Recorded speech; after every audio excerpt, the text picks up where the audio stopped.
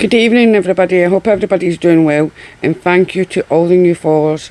Welcome to the family. Yeah. And what I'm going to be reading is myths, legends and myths, and it's 10 fearsome foes from Scottish folklore. And this is by Lindsay Crowell. Hopefully I've not butchered her second name. Who loves delving into the Scottish myths and folklore to find the dark stuff. Obviously here she introduces us to 10 of her favourite creatures. Scottish folklore is full of dark and strange forces, and it's that which first drew me to it. I grew up hearing tales of old about fairies and changelings, selkies, kelpies, hauntings and unexplained happenings, and I couldn't help but drawn in to believing in these phenomena, omens and superstitions. I started writing fiction, inspired me to my lifelong love of folklore around 2018, and I've not stopped since. My research has taken me to a different myth and folktale, the macabre to the malevolent, the strange and the gruesome. This has become a collection of the often intellect tales coming out from Luna Press Publishing in June 2025. When it comes to the creatures of Scottish folklore, most of us know or will know about Kelpie and Selkie myths, or will have heard the tale about trickster fairies in the other world. I mean, if you've heard about, it's like the Selkies, it's to do with, if I remember rightly. See, I didn't grow up, my family didn't grow up telling you about myths and things like that. They told you about their lives growing up, sort of thing. But I had actually an experience in the forest with my dad, and as I said before, with my sister, and I seen two kids, which I thought, because believe me, they looked, to me, what they looked real. I was about 7 or 8 year old, and I always went into these woods with my dad, because there's swings and all that through this forest, because it used to belong to a big family of the time, because it owned the land, and also some of the land's sold off now. But yeah, that's was my first paranormal experience. Have you had an experience that foretold or could see the future of you passing away? My wee cousin has. She passed away when she was 4, but the year before, her little brother died, and he was only 4 months, and she passed it. She sat on the rock at the graveside and said, "I'm going to be down there soon." She was. A year later, and 2 of them died on 2 different birthdays, and sadly they were murdered by their own mother, as in my aunt had taken them, and she's no longer with us because the universe punished her for that. Right, we'll go on to that. When it comes to creatures of Scottish folklore, as I said, many of us know about the Kelpie and Selkie myths, or have heard about the trickster fairies, the other world. There are many lesser known ones that I personally think deserve more attention, considering how deliciously dark their tales can be. With spooky season, isn't looking up for spooky season, we want to we'll take a look at some of the fearsome creatures and foes from the Scottish folklore, and let's read about them. The first one is called the Frightening or the Boneless. I'm starting with this one because it's one of the favourite tales from Ireland's folklore, gruesome and strange. The Threatening and the Boneless is a story from Shetland Trails where a pale, shapeless sea blob was said to have washed up on shore to terrorise the islanders. It would throw itself against windows at night and bring misfortune, steal children, and if you look too long at it, you might lose your mind. There had been speculation of the origin of this myth. Was it the sea form after a storm, a strange jellyfish washed ashore, or was it an extraterrestrial visitor from afar? Either way, if you spot a shapeless blob on a beach, I'd probably stay clear. I mean, I've heard of, it's like that one, but I think it was somebody called it something else. So it just shows you other different people called it anyway, because I watched another YouTuber reading about it. I can't remember what they called it. It was quite a while ago. So, and it was to do with things. And what it is, it's like to do with the Shetlands, the back in the time, the famine and things like that in the land. And they were very superstitious because of the religions and things like that. So also they thought maybe they're not doing well, etc., etc. And these superstitions and things like that came into play. The Siesk, I don't know if I'm saying it, is a Scottish kind of mermaid, half woman, half salmon. In some tales, she swallowed up men whole, trapping them in her stomach to rescue them. Her soul often contained an enchanted egg that had to be destroyed. If caught, she could also grant wishes to her captor. I'm telling you, see the amount of people that go out and look for these things in Scotland. It's like absolutely phenomenal. It's like crazy.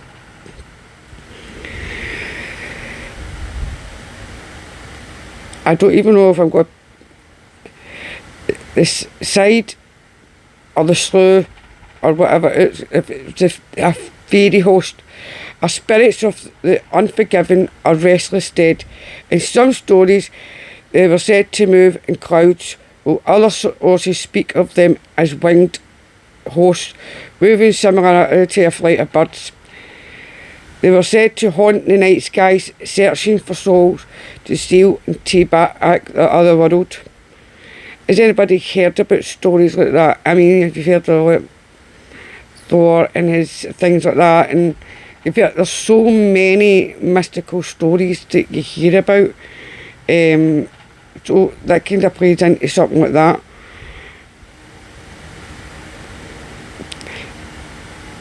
The Knuckle Laviv. A Knuckle Laviv are a devil of the sea,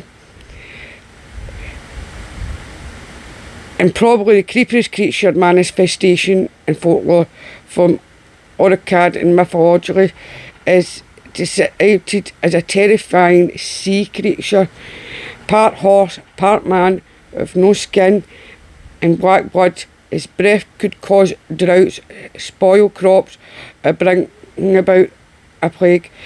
The Knuckle Laviv is often cited as odds with the sea myth, the deity that keeps it contained during the summer months.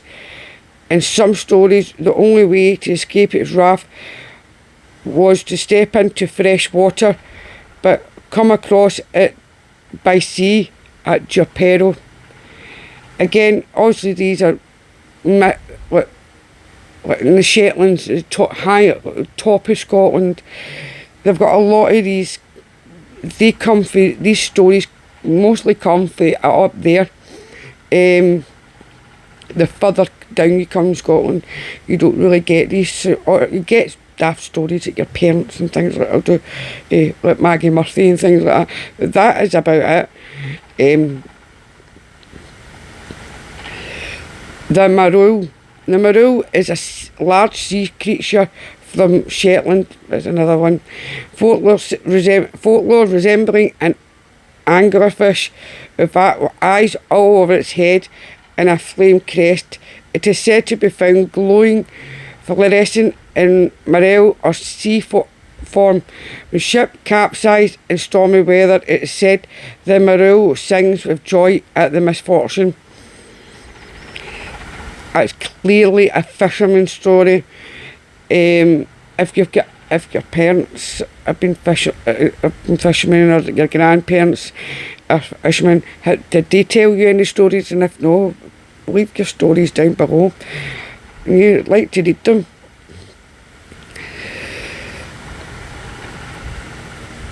The Babel in Scythe is a vampire-like being in Scottish folklore, appearing as a beautiful woman to trick and seduce her victims. She would lure young hunters, dance with them until they were too exhausted to escape, then overpower them and drink their blood. She is also said to have hooves instead of feet, which she kept hidden under her long dress, and in some tales could shapeshift into a wolf. Do you know what it sounds like? It's like it's an Indian folk, like the native Indian folk, like, or you hear shit that will come to me eventually. That's terrible. It's like you hear all these fake paranormals using it quite often, but that sounds like one of that kind of story. The Will o' the Wisp. I remember reading this or watching. It's a cartoon. It's called The Will o' the Wisp. Has anybody heard of that? Because I remember watching something like this. But clearly it's been a folklore, but except it was a cartoon. The Will o' the Wisp most often appears as a spectral light resembling a flickering flame, roving in remote and wild places.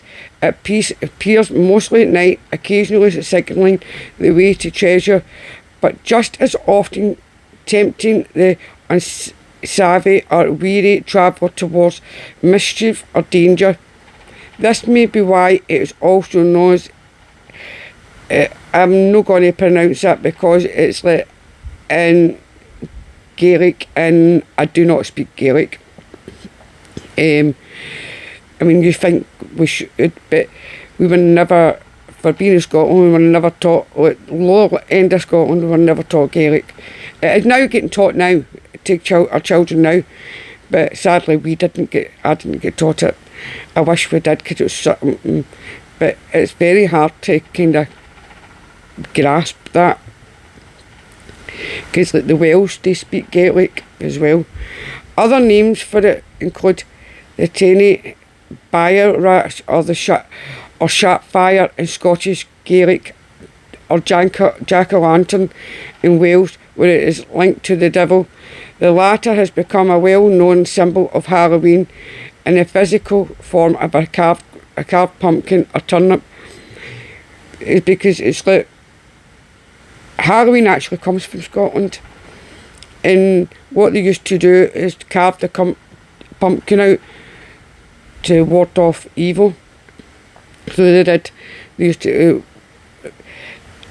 and now they use pumpkins because that was, the Americans kind of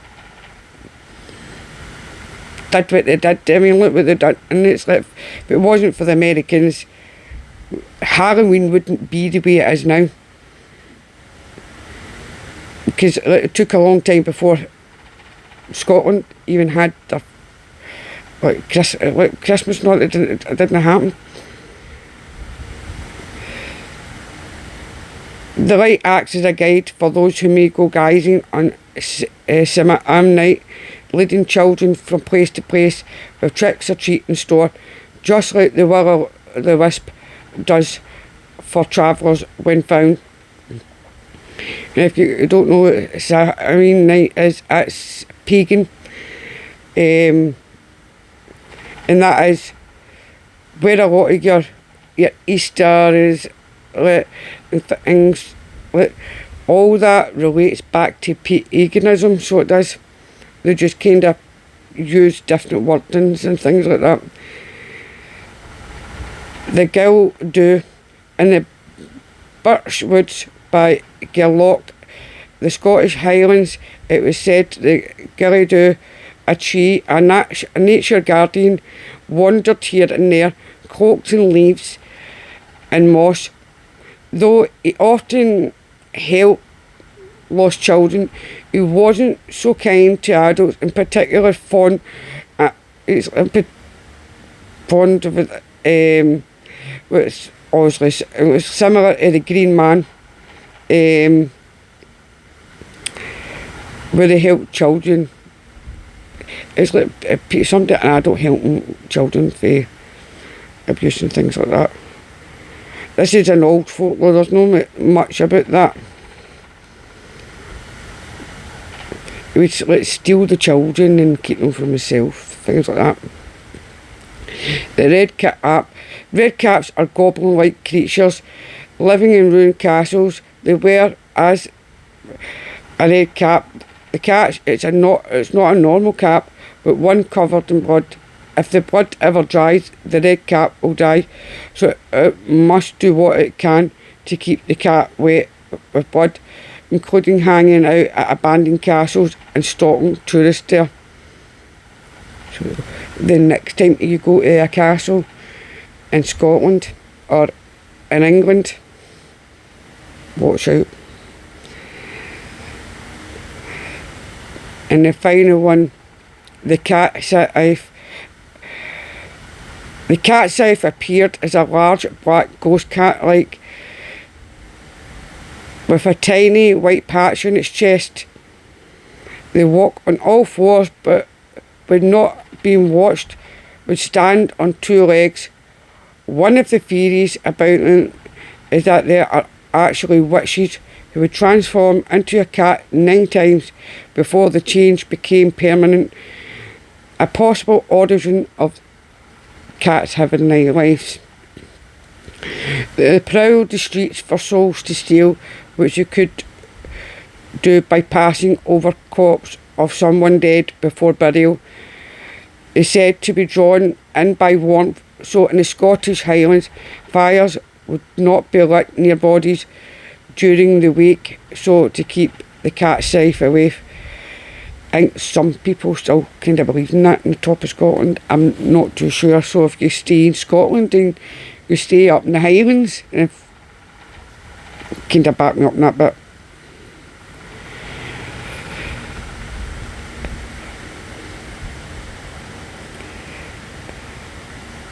So we'll leave it there, because it looks as if I'm just kind of giving me a second to double check. A lot of this is in Gaelic. I'm definitely leave it there, because I do not know how to speak Gaelic. I'm very sorry. Have you got any stories that your parents or your grandparents told, it's paranormal or things like that? Do you believe in the paranormal? I mean, it's like the cats have 9 lives. That's because cats are very spiritual. So all animals are. And it's like, when my cats know that we're not ourselves, they'll come around us and you can feel them. It's like they're healing us, because that's what they do. And when they feel we're better, then they just kind of wander and do their own thing. But that's what I love about animals. They're healing, they're healers for us, and us them, but mostly them for us. And they're amazing. Please look after not just your children or your grandchildren, look after your fur babies. And if you see anybody abusing an animal or a child, report it. I'm going to stay in love and light, and good night.